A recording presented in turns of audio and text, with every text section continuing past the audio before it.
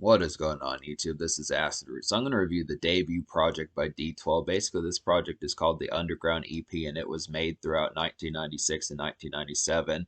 Now, there are a few songs. 3 songs on here were made with Eminem on there, and those were made in 1995. But this was basically a product of like the mid-late 90s and stuff. And this is basically about the first project that they did. Now, this was back when Bugs was still alive and that type of stuff. So I'm not sure if Swift is on here, but basically all the other members of D12. There's even an extra cat on here named IQ, who was kind of an affiliate of D12. So there's a number of folks on here.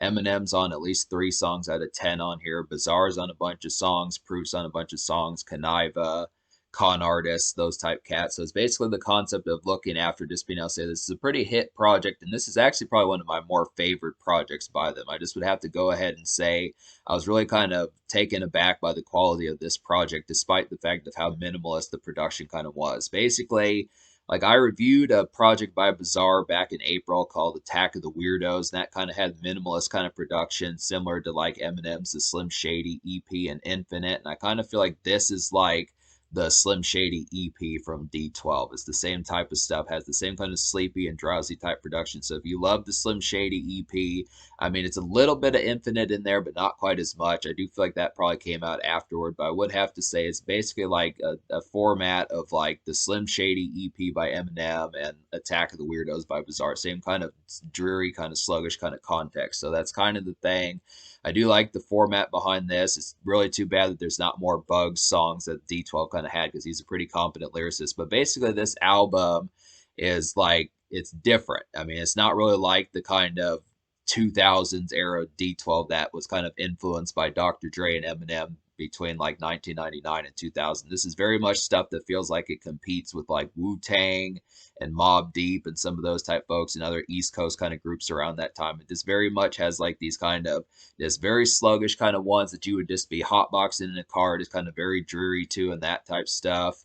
Yeah, this is a pretty quality D12 project. It's definitely one that surprised me, and I just appreciate the quality on here. It's up there with like Devil's Night. It's probably better than D12 World, and I'd say it's probably, originally I gave Devil's Night Reloaded from 2015 like a 10 out of 10, but I'd probably say it's one of the better projects to get by D12. Definitely top 3 or top 4 or top 5, one of the better ones. I'd say Devil's Night might probably be better just because that has more Eminem on there, but I feel like it's definitely better than D12 World and probably better than Return of the Dozen Volume 2, which was really the last time I really reviewed them. So it's been basically since 2015. I reviewed a series of D12 projects in 2015, but it's been a little bit of a while since I've really gotten to them.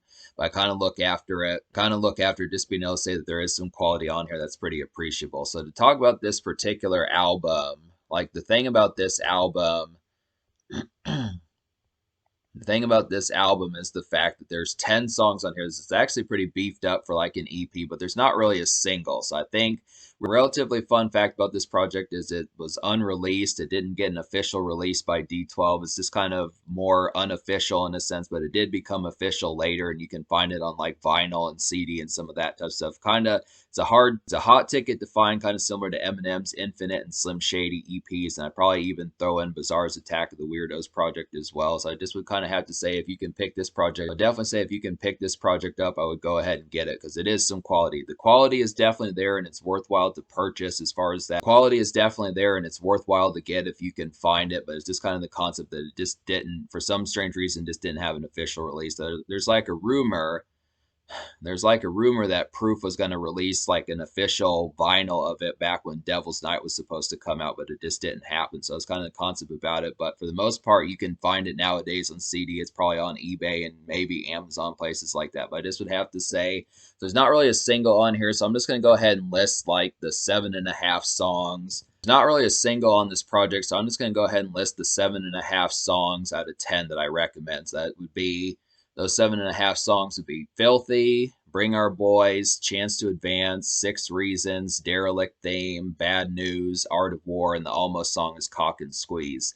So to talk about some of these, like Derelict Theme is a really nice one. I like this particular one. It's an out and about kind of bustle tune, I feel like, and it has a hazy evening malaise about it. It's just a nice, grim, and rugged sound, I would say. Really kind of feels like, it really does feel like a Derelict Theme. Just really kind of feels like an Outcast. It's kind of on the outskirts of town, just kind of malaise kind of one, just for some evening fare. It's definitely one.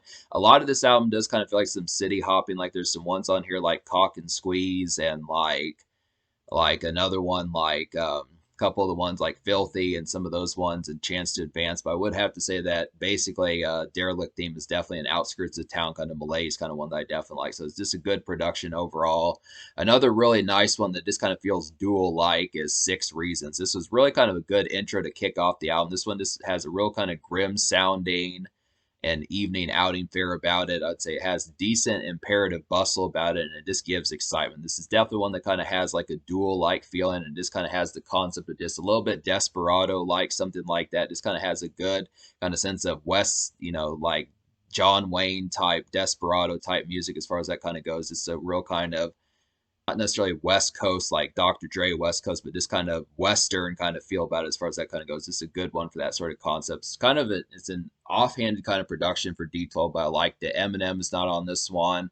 But to kind of talk about some of the ones that Eminem is on, Filthy is a really excellent one. This really feels like a song that was ripped out of the Slim Shady EP. This is just a sleepy, kind of lyrical barbed wire gem, I would say. It's a very drowsy and drunken city hopping bop, and it's just an overall nice one. So this one just kind of has like a very kind of floaty type production on here.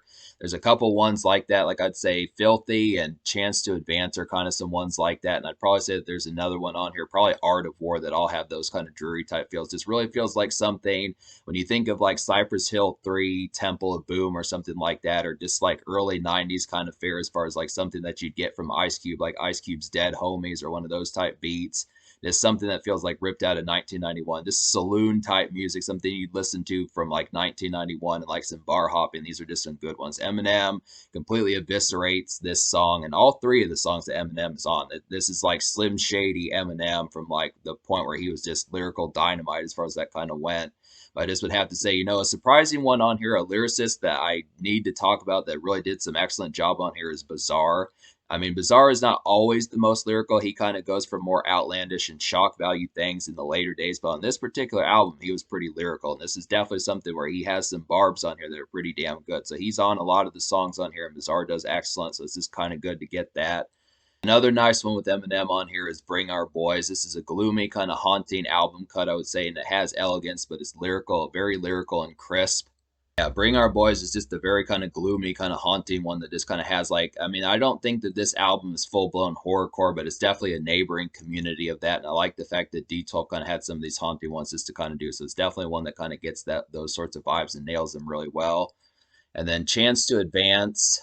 And Chance to Advance is a saloon-like cut. I would say it's mellow and gloomy sounding. I would definitely say, and it's some bar hopping, drowsy sleaze. I would definitely have to say. So it's just a good overall one to kind of have. Just really feels ripped out of the '90s. Just an overall nice one. These lyricists on these songs, like all of these folks, really had some lyrical barbs on here. So this is definitely kind of a lyrical album. The whole D12, like they kind of made their lyrics more campy on like D12 World and a little bit of Devil's Night. They kind of more crafted them to like song formatting. But this is definitely when they were like battle rapping and doing that, when they were battle rapping and doing those sorts of lyrical barbs. So they were all pretty devious kind of lyricists as far as that kind of went. So this is just some good stuff to kind of hear. This is definitely one I would recommend the most when it comes to lyrical D12, where these folks were all wordsmiths. Bad News is another nice one. This is a bop-ish kind of usual D12 antics type cut. I would say it's a low-key kind of regular evening fare, and I would say it has a good thumping beat. So this is just kind of one. This beat kind of reminds me of like Straight to the Bank by 50 Cent. I mean, it was like 10 or 11 years before that one kind of happened, but I look after it, it just kind of has like a usual kind of usual suspects kind of typical malaise. Just yeah, Bad News is just a good usual antics type thumper that just works for us. It's probably one of the better beats. Bad News probably has one of the more immediate beats on here. It's kind of similar to Six Reasons and Filthy. It's just kind of one that would have a little bit more jump off the page a bit. I mean, a lot of these beats on here are pretty good despite their kind of sleepiness, but I do like the concept of getting some of these. So Bad News is just one of those. But Art of War, Art of War is a ghoulish, dreary stroller. It's a good minimalist bop, and it's some good drowsy tunes, I would say. So it's just a good concept of getting that one. It's definitely pretty similar. Art of War is definitely pretty similar to Filthy and Bring Our Boy. So it's just another good one to kind of get in that context. And then Cock and Squeeze is the almost song. And Cock and Squeeze is a solid day commute bop. I would say it's a traffic and city hopping track. I would definitely say it's decent, but it's kind of a lengthy song. So there's some lengthy verses on here, and I kind of felt like this song was probably about 40, 50 seconds longer than it needed to be. Kind of would have shortened it a bit, but it is a pretty nice one to kind of have for just, it is pretty good to have for like some day commerce and commute as far as that kind of goes. It's another one that kind of has that feel kind of like Derelict theme, and maybe there's like one other one on here that kind of has that, but I just would have to say it's just some good commerce to kind of have. It's just kind of interesting because this one kind of has like an East Coast kind of feels, definitely a city hopping one. This kind of feels like in Philadelphia or Boston or New York, one of those type places, just somewhere where you just be getting the newspaper and stuff like that, getting coffee just throughout the city. Just kind of a good traverse kind of song just to kind of have as far as that kind of goes. But it's just kind of one, despite the fact that this song is called Cock and Squeeze, the productions on here just feel a lot more just kind of day to day, I would say. That's kind of the concept. But and then to talk about the two songs I didn't enjoy on here, which was just Activity as Funktivity and then Fuck Battling. Both of these were just poor productions that just didn't quite jump off the page and have the normal execution. I mean, they just probably needed a little bit more resolve and a little bit more edge to them to kind of be more compelling. These just kind of felt like filler songs and just kind of songs to kind of just throw on there. Just didn't quite have the same execution as far as that kind of went. But I just would have to say, so me liking basically 7.5 songs out of 10 on here. I'm going to go ahead and give this album, me liking 7.5 songs out of 10 on this project. I'm going to go ahead and give this project like an 8.75 out of 10. It's really damn good. Like I said, I really feel like this is an excellent one.